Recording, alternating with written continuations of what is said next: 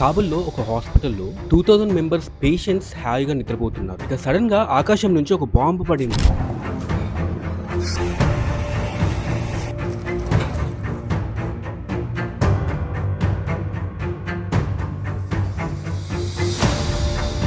400 members అక్కడికక్కడే చనిపోయారు. ఇక 250 మెంబర్స్‌కి పైగా గాయాలయ్యాయి. ఇది మూవీ కాదు. ఇది నిన్న రాత్రి మార్చ్ 16, 2026న కాబుల్‌లో జరిగినటువంటి నిజమైన దుర్ఘటన. ఇంకా పాకిస్తాన్ ఏమంటుంది, ఆఫ్ఘనిస్తాన్ ఏమంటుంది, ఇండియా ఏం చేసింది, ప్రపంచం ఎలా రియాక్ట్ అయింది అని ఈ వీడియోలో చెప్తాను, జాగ్రత్తగా వినండి. మార్చ్ 16, 2026 రాత్రి 9 గంటలకు కాబుల్లో ఒమార్ అడిక్షన్ ట్రీట్మెంట్ హాస్పిటల్ పైన పాకిస్తాన్ ఎయిర్ స్ట్రైక్ జరిగింది. ఇది 2000 బెడ్స్ ఉన్న ఒక పెద్ద హాస్పిటల్. ఇక ఈ ఎయిర్ స్ట్రైక్ వలన హాస్పిటల్ ఉన్నటువంటి పెద్ద సెక్షన్స్ అన్ని పూర్తిగా కూలిపోయాయి. కనీసం 400 మెంబర్స్ చనిపోయారు, మరి 250 మెంబర్స్ కి గాయాలయ్యాయి. చనిపోయిన వారు మరియు గాయపడిన వారు అందరూ కేవలం సివిలియన్స్ మాత్రమే. హాస్పిటల్లో ట్రీట్మెంట్ తీసుకున్నటువంటి పేషెంట్స్.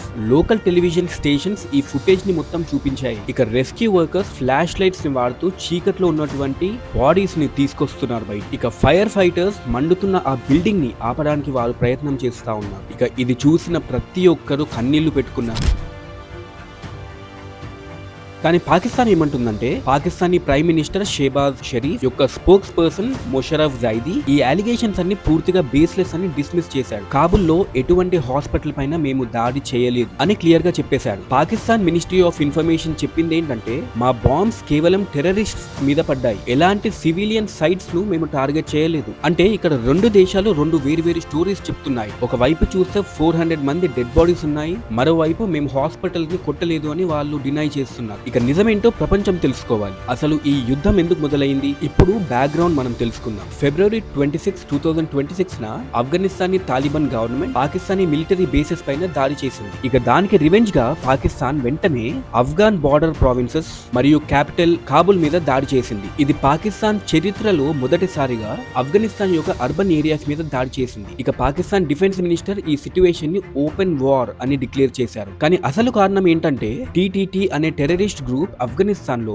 సేఫ్ గా దాక్కుంది. ఇక అక్కడి నుంచి పాకిస్తాన్ మీద దాడులు చేస్తుంది. ఇక తాలిబాన్ దాన్ని ఆపడానికి ఎటువంటి ప్రయత్నం చేస్తలేదు అని పాకిస్తాన్ చెప్తోంది. ఇక పాకిస్తాన్ ఒక విషయం డిక్లేర్ చేసింది, ఆపరేషన్ గజబ్ లిల్ హక్. అంటే తాలిబాన్ గవర్నమెంట్ క్రెడిబుల్ గ్యారంటీస్ వచ్చే వరకు మేము దాడి చేస్తాం. అంటే అర్థం ఏంటంటే, మాటలు వద్దు, మీరు చేస్తారని నిరూపించండి, అప్పుడే మేము ఆగుతామని పాకిస్తాన్ తాలిబాన్ కి ఒక అల్టిమేటం అనేది ఇచ్చేసింది. కానీ ఆఫ్ఘనిస్తాన్ ఈ క్లెయిమ్ ని పూర్తిగా డినై చేసింది. మేము టెర్రరిస్ట్ కి సేఫ్ హెవెన్ ఇవ్వట్లేదు అంటుంది. ఇక ఇప్పటి వరకు జరిగిన డ్యామేజ్ ప్రకారం యుఎన్ డేటా ఏం చెప్తుందంటే, ఫిబ్రవరి 26 నుంచి మార్చ్ 5 వరకు మాత్రమే 185 సివిలియన్ క్యాజువల్టీస్ అయ్యాయి. వాటిలో 56 మెంబర్స్ చనిపోయారు. ఇక యుఎస్ రెఫ్యూజీ ఏజెన్సీ చెప్తుంది ఏంటంటే, దాదాపు 1,15,000 మెంబర్స్ వాళ్ళ ఇళ్లను వదిలి వారు పారిపోయారు. అండ్ పాకిస్తాన్ చెప్తుంది ఏంటంటే, మేము ఆఫ్ఘనిస్తాన్ కి చెందినటువంటి 188 ట్యాంక్స్ ను అండ్ ఆర్మర్డ్ వెహికల్స్ ను డిస్ట్రాయ్ చేశామని, అండ్ 31 ఆఫ్ఘన్ మిలిటరీ పోస్ట్ ను మేము క్యాప్చర్ చేశామని, అండ్ 51 లొకేషన్స్ అక్రాస్ ఆఫ్ఘనిస్తాన్ మేము టార్గెట్ చేశాము అని, అండ్ అల్టిమేట్ గా 684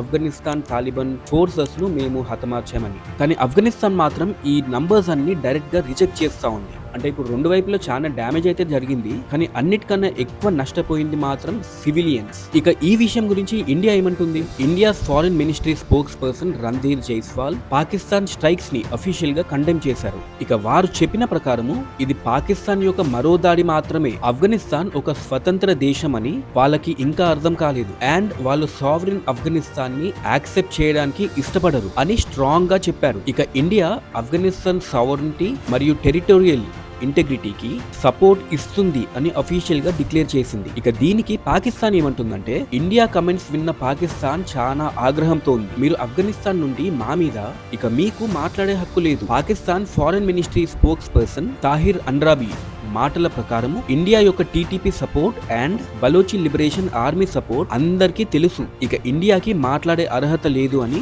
అంటే ఇండియా అండ్ పాకిస్తాన్ మధ్య ఆఫ్ఘనిస్తాన్ వార్ వల్ల మళ్ళీ డిప్లొమాటిక్ టెన్షన్ మొదలైంది. ఇక ఈ ఇన్సిడెంట్ పై ప్రపంచం ఎలా రియాక్ట్ అయిందో మనం ఇప్పుడు చూసాం. యుఎన్ సెక్యూరిటీ కౌన్సిల్ ఆఫ్ఘనిస్తాన్ లో టెర్రరిస్ట్ కి సేఫ్ హెవెన్ ఇవ్వడం ఆపండి అని తాలిబాన్ కి గట్టిగా చెప్పింది, అండ్ యునానిమస్ గా రెజల్యూషన్ పాస్ చేసింది. ఇక యుఎన్ నేరుగా పాకిస్తాన్ అని చెప్పలేదు, కానీ టెర్రరిజం స్ట్రాంగ్ గా కండెమ్ చేస్తున్నాం అని మాత్రం క్లియర్ గా చెప్పింది. ఇక చైనా అండ్ రష్యా ఈ రెండు దేశాలు పాకిస్తాన్ యొక్క మేజర్ డిఫెన్స్ పార్ట్నర్స్. వాళ్ళు ఈ సిట్యుయేషన్ ని క్లోజ్ గా వాచ్ చేస్తున్నారు. ఎందుకంటే పాకిస్తాన్ దగ్గర న్యూక్లియర్ వెపన్స్ ఉన్నాయి అండ్ చైనా వాళ్ళ యొక్క అతిపెద్ద ట్రేడింగ్ పార్ట్నర్. ఇక చాటమ్ హౌస్ ఎక్స్పర్ట్స్ ఏం చెప్తున్నారంటే యుద్ధం ఆపాలి, కానీ ఇప్పుడు అది జరిగే అవకాశం చాలా తక్కువగా కనిపిస్తుంది. ఇంకా ప్రపంచం నలుమూలల నుంచి ఈ యుద్ధం ఆపండి అని పిలుపులు వినిపిస్తున్నాయి. కానీ పాకిస్తాన్ మాత్రం తాలిబాన్ క్రెడిబుల్ గ్యారంటీస్ ఇచ్చే వరకు మేము ఈ యుద్ధం ఆపం అని చెప్తోంది. ఇక ప్రపంచం మొత్తం మాట్లాడుతోంది, కానీ యుద్ధం మాత్రం ఆగటం లేదు. మరి ఇది మన ఇండియాకు ఎలా ఎఫెక్ట్ అవుతుందో ఇప్పుడు చూసాం. ఇండియా ఆఫ్ఘనిస్తాన్ తో ట్రేడ్ చేస్తుంది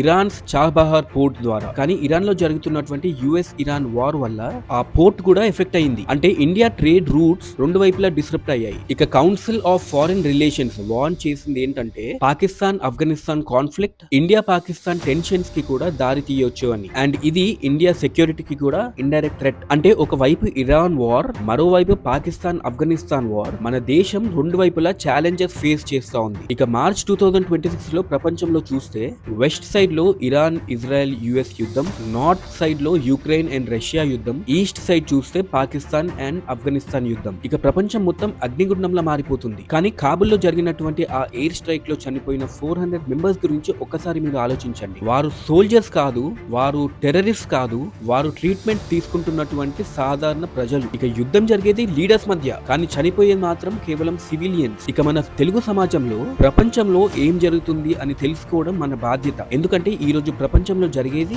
రేపు మన ఇంటి గుమ్మం వరకు రావచ్చు. ఇక ఈ వీడియో నచ్చితే లైక్ చేయండి, మీ ఫ్యామిలీ మరియు ఫ్రెండ్స్ కి షేర్ చేయండి, మరియు వెరిఫైడ్ వరల్డ్ న్యూస్ కోసం ఈ ఛానల్ ను సబ్స్క్రైబ్ చేయండి.